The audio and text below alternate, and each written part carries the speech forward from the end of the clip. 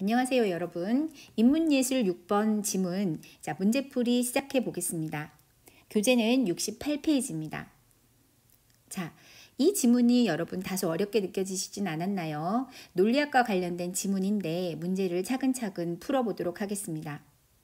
자, 1번 문제는 1문단, 2문단, 3문단의 내용을 이해를 하고 있어야 풀 수 있는 문제였습니다. 네, 1문단의 중심 내용은 내 마음을 아는 방식과 다른 사람의 마음을 아는 방식이 다르다는 것에 대한 내용이었죠. 내가 아프다는 것은 여러분 직접 아는 것이라고 했습니다. 그런데 다른 사람의 아픔은 어떻게 아는 것이라고 했죠? 그것은 다른 사람의 손가락의 피나 아파하는 행동을 보면서 그의 고통을 추론하는 것이라고 했습니다. 추론을 통해서 다른 사람의 아픔을, 다른 사람의 마음을 알게 되는 것이고, 나의 아픔은 직접 인식을 하는 것이죠. 직접 인식. 그 차이가 있다라고 얘기를 했습니다. 자, 두 번째 문단에서는, 자, 세계에는 다른 사람의 마음의 문제라는 첫 번째 회의론이 있다, 이 얘기를 하고 있어요.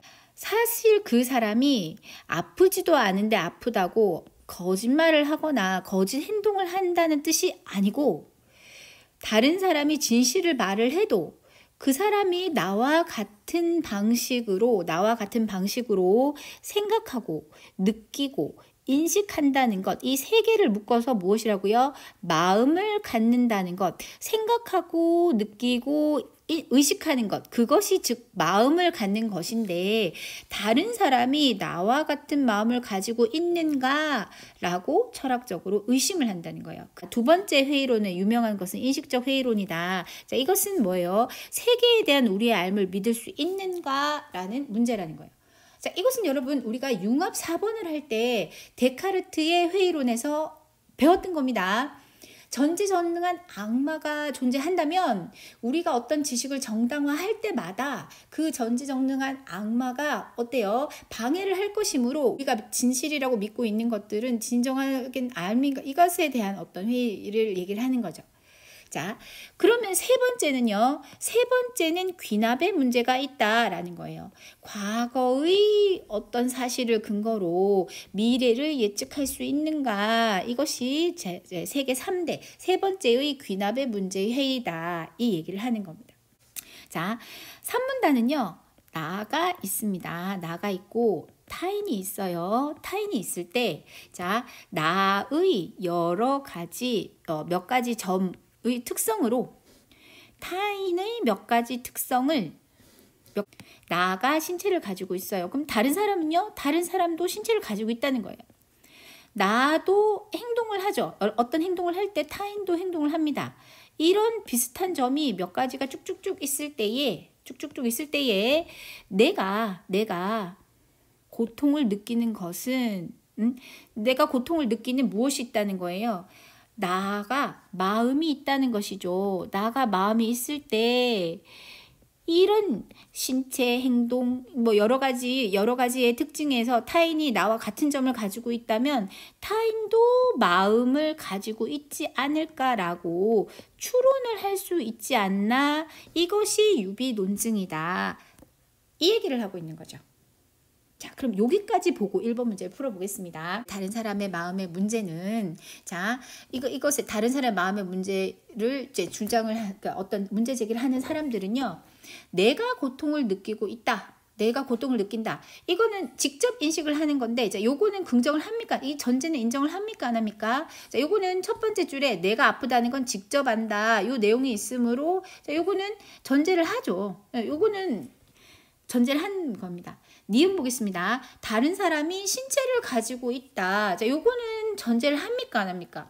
다른 사람의 손가락의 피, 다른 사람의 아픈 행동, 요거는 내가 직접 보고 있다. 얘기를 하고 있기 때문에 요 부분을 근거로 했을 때에 이제 요것도 전제하는 거예요. 그리고 디귿 보겠습니다. 다른 사람이 아프다고 한 말은 거짓이 아니다. 자, 요거는 어디 있습니까? 두 번째 단락에 있죠. 다른 사람이 아프다고 하는 말은 거짓말을 한 것이 아니고 그가 진실을 얘기하고 있다라는 건 전제를 한다. 이렇게 나와 있죠. 그럼 요것도 어때요? 요것도 전제를 하는 부분인 거죠. 자, 리을 보겠습니다. 마음은 행동이 아닌 뇌의 작용으로 알 수 있다. 자, 요거는 여러분, 이건 어디 나오는 거냐면 다섯 번째 단락에 나오는 내용이에요. 다섯 번째 단락은 다른 사람의 마음의 문제를 해결하는 방식은 행동주의적인 어떤 방법을 해결할 수가 있고, 그 다음에 동일론의 입장을 견지한 사람으로 해석을 할 수 있다. 이 마음의 문제의 답을 구하는 데 있어서는 행동주의적인 사람, 그 다음에 동일론적 입장을 견지한 사람 두 가지가 있다. 이렇게 얘기를 하고 있어요. 그러니까 요거는 동일론을 견지한 사람의 입장이기 때문에 요거는 이 사람의 입장이거든요. 그래서 전제를 한 것이라고 이거는 볼 수가 없습니다. 그래서 다른 사람의 마음의 문제에 대해서 문제 제기하는 사람의 전제는 기역, 니은, 디귿 세 가지가 되는 거죠. 3번이 답이 되겠습니다. 2번 문제 넘어가겠습니다. 2번은 별표 3개입니다. 유아론이라고 하는 것은 오로지 확신할 수 있는 것은 나의 마음뿐이다. 의심하는 마음뿐이라고 했어요. 그럼 이런 사람들은 다른 사람에게 신체나 마음이 있다는 것, 그리고 내가 신체를 가지고 있는 것조차 의심한다. 이렇게 되어 있네요. 그러면 이 부분을 여러분 가지고 와 보면 유아론자라고 하는 사람들은 의심하는 마음은 인정을 합니다. 마음은 인정을 하는데 나의 신체는 어때요? 나의 신체는 인정하지 않아요. 그리고 타인의 신체나 타인의 마음까지도 인정하지 않습니다. 유아론, 유일할 유자에 나아자죠. 의심하는 나만 인정하고 그 외의 모든 것은 인정하지 않는다. 이렇게 생각하는 사람들이죠. 이원론자는 어떤 사람이죠, 여러분? 네, 이원론자에 대한 설명은 맨 마지막에, 이 글의 맨 마지막에 나와 있습니다. 이원론자는 마음은 본질적으로 물질적인 것과 다르다. 이렇게 얘기를 하는 사람을 이원론자라고 할 수 있죠. 자, 그러면 이 설명을 잘 보세요. 마음은 물질과 다르다. 자, A는 B와 다르다. 이렇게 주장하는 사람이 이원론자잖아요. 그러면 이 주장이 성립을 하기 위해서는 여러분, A는 인정을 합니까? 안 합니까? 인정을 하죠. B의 존재 자체도 인정을 합니다. 인정을 하고, 그리고 A와 B는 같지 않다. 이렇게 생각하는 사람을 이원론자라고 한다는 거죠. 그러니까 마음은 인정을 합니까? 안 합니까? 하죠. 그리고 물질은 인정을 합니까? 안 합니까? 합니다. 유아론자는 어떤 사람이죠? 의심하는 마음만 인정하고 그 외의 모든 것은 인정하지 않는 사람이죠. 그러므로 유아론자는 이원론자일 수 없다. 올바른 설명이 되겠죠. 2번 넘어가겠습니다. 행동주의자이면서 유아론자일 수는 없다라고 했어요. 행동론자는 어떤 사람이죠? 행동주의하는 사람들은 마음이란 겉으로 드러나는 행동에 불과하다라고 주장하는 사람이죠. 네. 그러면 행동주의자라고 하는 사람들은 어떤 사람이다? 마음이라고 하는 것은 겉으로 드러나는 행동이라고 추론하는 사람이에요. 그러면 이 사람은 마음은 인정을 합니까? 안 합니까? 마음도 인정하죠. 그러면 행동은 인정을 합니까? 안 합니까? 이것도 인정하고 이것도 인정하는 사람이에요. 행동주의자이면서 유아론자일 수 있을까요? 없을까요? 유아론자는 의심하는 마음만 인정하는 사람이죠. 그러니까 행동주의자이면서 유아론자일 수 없다. 올바른 설명이 되는 겁니다. 자, 3번 보겠습니다. 인식적 회의론자는 다른 사람의 마음의 문제는 해결할 수 없다고 생각한다 라고 했어요. 자, 인식적 회의론자는 어떤 사람이죠? 자, 두 번째 단락이 나와 있었죠. 두 번째 단락에 세계에 대한 우리의 알을 믿을 수 있느냐라는 거예요. 모든 우리가 알고 있는 것들은 다 진실이 아닐 수도 있다. 이런 사람들은 다른 사람의 마음의 문제를 해결할 수 없다고 생각한다. 우리가 알고 있는 모든 것들이 진실이 아닌데 어떻게 다른 사람의 마음의 존재를 확인할 수 있겠습니까? 그러니까 이것도 올바른 설명이죠. 자, 4번 보겠습니다. 행동주의자와 동일론자는 다른 사람의 마음의 문제는 해결할 수 있다고 생각한다. 자, 5번째 단락에는 여러분, 자, 다른 사람의 마음에 문제가 있는데, 다른 사람의 마음의 문제를 있는데, 자, 요거를 해결하는 방법은 2가지가 있다, 이렇게 얘기를 하는 거예요. 첫 번째는 행동주의자적 입장인 거고, 2번째는 동일론의 입장이라는 거예요. 동일론의 입장은 어떤 것이죠? 동일론의 입장은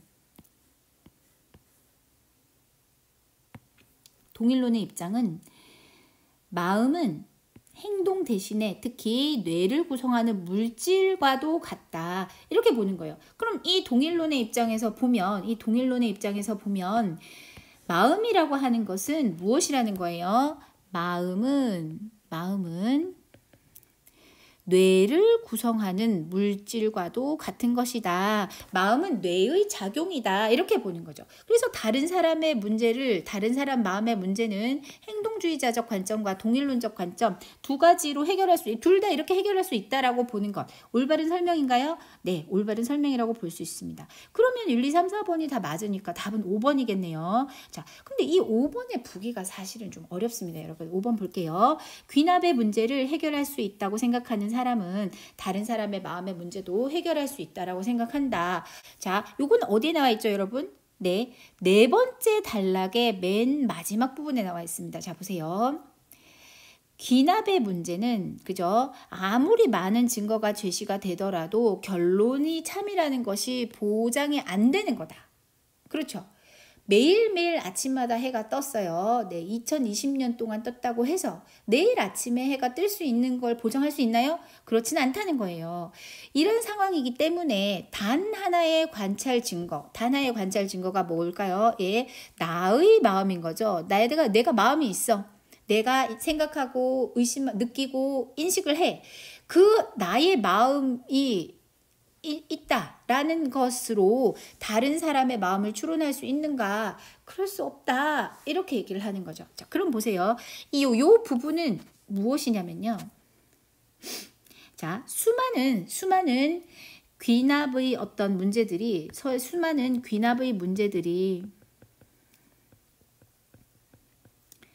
해결이 될 수 없기 때문에 다른 사람의 마음의 문제도 해결될 수 없다. 이렇게 얘기를 하고 있는 거예요. 자, 요 부분이 자, A이면 B이다. 이렇게 설명하고 있죠. 자, 그럼 여러분 A이면 B이다. 요 명제가 성립을 하려면요, 여러분. 자, 요게 성립을 해야 됩니다. 자, 요게 A고요. 요게 B고요. 요게 전체 집합 U가 되는 거예요. A이면 B이다가 성립하기 위해서는 A는 B의 부분 집합이어야 해요. 예를 들어서 모든 여학생은 여자이다. 이 명제는 참입니까? 참이죠. 왜냐하면 모든 여학생은 여자라는 집합의 부분 집합이기 때문이에요. 자, 요렇게 증명을 하는 겁니다. 자, 모든 귀납의 문제가 해결되지 않는 것을 통해서 볼 때 다른 사람 마음의 문제도 해결이 안 된다. 귀납의 문제를 해결할 수 있다라고 귀납의 문제는 해결이 안 된다며. 그런데 귀납의 문제를 해결할 수 있다라고 생각하는 사람이 있다. 이거는 뭡니까, 이거는? 네. 자, 요거는 not A에 해당하는 거죠. 요 부분은 not A입니다. 다른 사람의 마음의 문제도 해결할 수 있다고 생각을 한다. 자, not A이면 not B이다. 라는 거예요. A면 B이다가 성립하면 not A이면 not B입니까? not A 부분은 어디죠?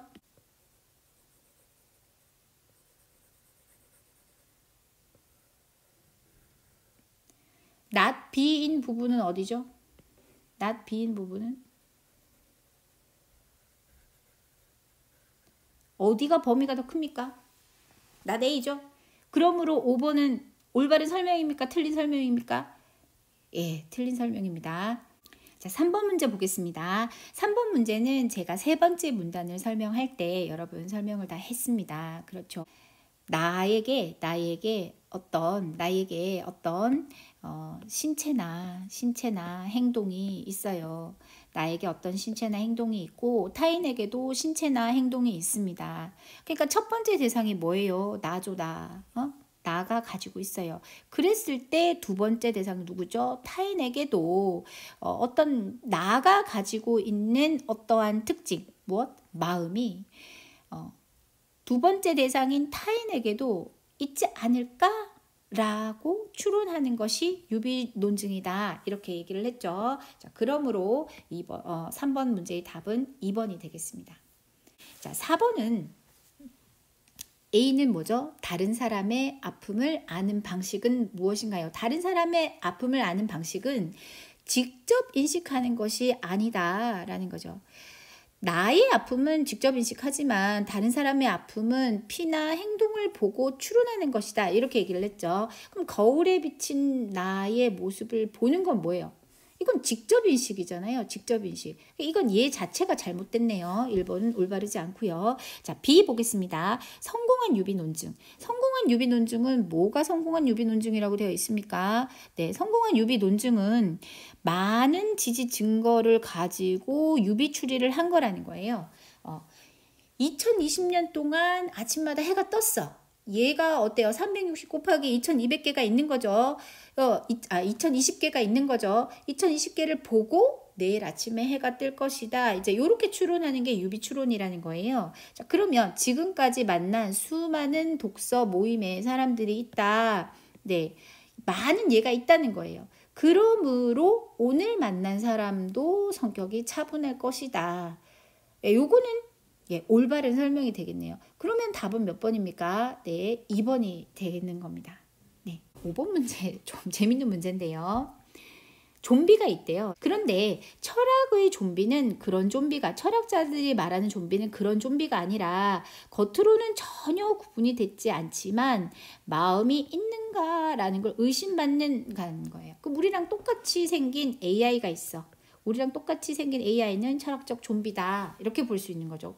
그러면 1번 문제 보겠습니다. 행동주의자는 좀비가 아닌 사람도 철학적 좀비와 똑같다고 보겠군. 이라고 했습니다. 행동주의자는 어떤 사람이었죠? 네, 5번째 문단에 보면은 마음은 행동으로 알 수 있는 거다. 이렇게 얘기를 했잖아요.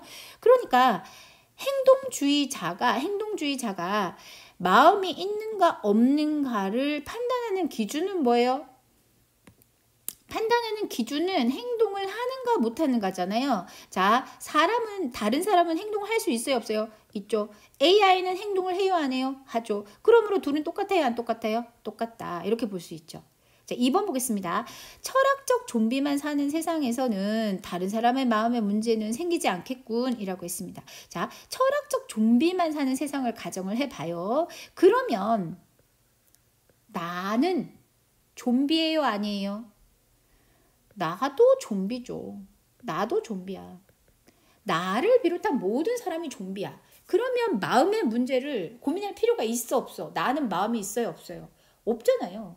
그러니까 다른 사람 마음의 문제 이런 거 고민할 필요가 없죠. 네, 2번도 올바른 설명입니다. 자, 3번 볼게요. 다른 사람의 마음의 문제에 따르면 다른 사람의 문제, 좀비가 아닌 사람과 철학적 좀비는 다른 사람의 마음을 의심을 하는 거예요. 자, 의심을 합니다. 나는 마음이 있어. 이거는 확실해. 그러면 타인에게는 마음이 있을까?